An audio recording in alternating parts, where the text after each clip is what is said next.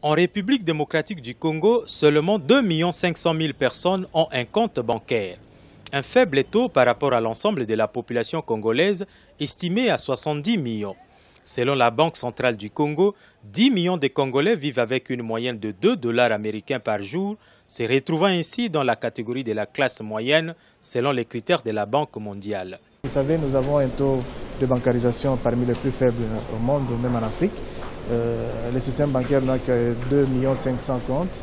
Et si on prend en compte les comptes auprès des institutions financières, et là on a un taux qui a certes augmenté, mais qui reste aussi encore faible, de 18%. Mais lorsqu'on considère que les banques, on a un taux qui est inférieur à 5%, alors que la moyenne africaine est de 22%. La thésaurisation reste encore le mode de gestion financière de nombreux Congolais.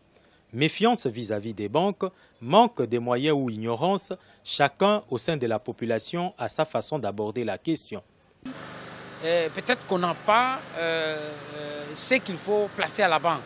Parce que ce qu'on place à la banque, c'est un solde de dépenses. Par exemple, on a des besoins primaires, secondaires. Au-delà de ces besoins, lorsqu'on a fait toutes ces dépenses, il y a quelque chose qui peut rester, qu'on peut placer à la banque. S'inspirer de l'exemple de l'île Maurice, du Kenya et de l'Afrique du Sud, qui détiennent les taux de bancarisation les plus élevés du continent, c'est l'ambition de la Banque centrale du Congo.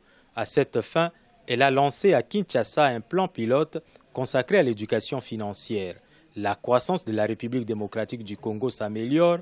Elle est passée de 4% en 2011 à 18% en 2014, soit une croissance de 18%.